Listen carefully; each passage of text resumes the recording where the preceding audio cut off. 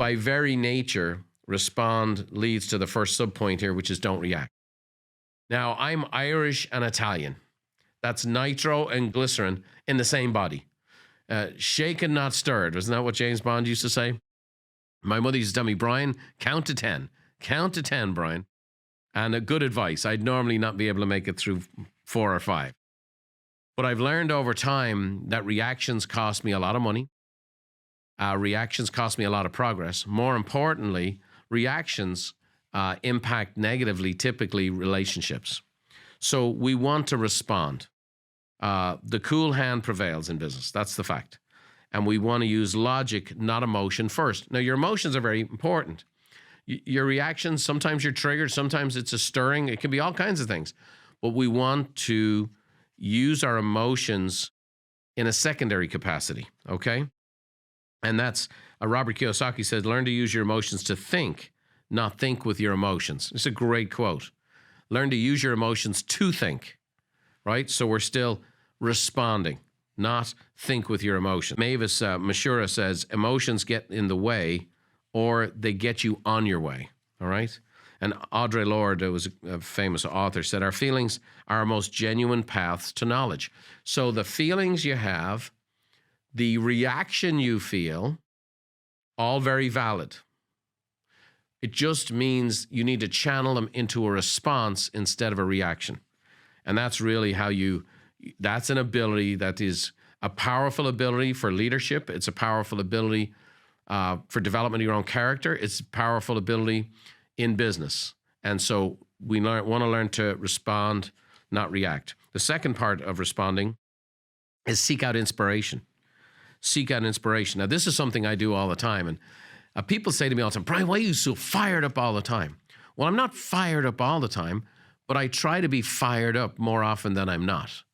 And one of the ways I do that is I keep a rotation of things that fire me up. There's movies, there's songs, there's books, there's quotes. We use a lot of quotes here in our podcast. I do a lot of things. Music. Music is something that fires me up.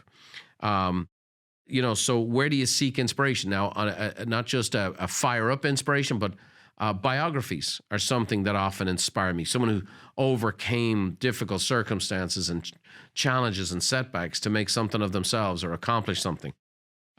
Sometimes it's just something that catches my eye. So I was scrolling maybe Instagram one morning, I saw this small little clippet of a song. And of course, my kids and bride will tell you, I go down the rabbit hole sometimes.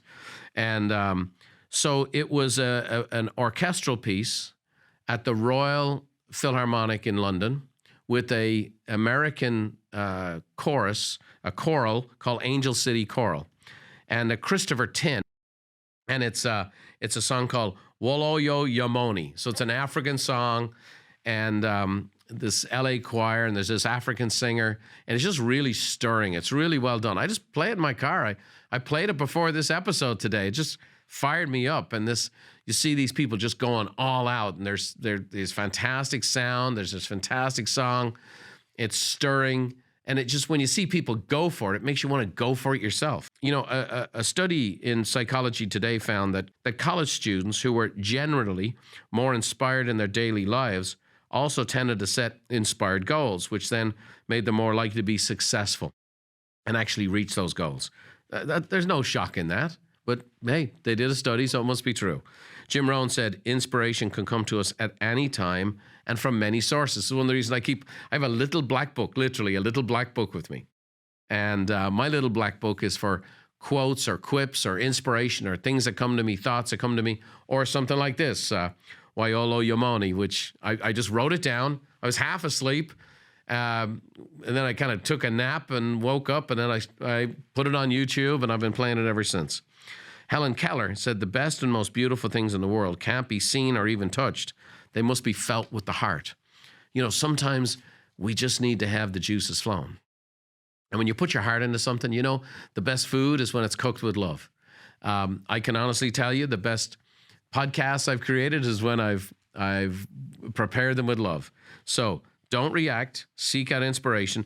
And then thirdly, turn the emotion you feel into energy. Jim Rohn said, emotions are the fuel and the mind is the pilot. which together propel the ship of civilized progress. Brian Tracy said, positive emotional energy is the key to health, happiness, and well-being. Peter McWilliams said, emotion is energy in progress. So this emotion, this dynamic, this ability to respond, it allows you to respond to the needs of your clients better. It allows you to respond to the changes in a market rather than react. You're fearful and afraid. No, we're gonna respond. We're gonna take in the information. We're gonna think with logic first and then use the emotion to propel us. We're gonna seek out inspiration and ultimately turn the emotion into energy. And positive energy, everything gets better with that. Thanks for watching. If you want more tips on how to think, feel, and do better, check out these videos too. Oh, by the way, don't forget to subscribe to the channel and leave us a like if you enjoyed the content.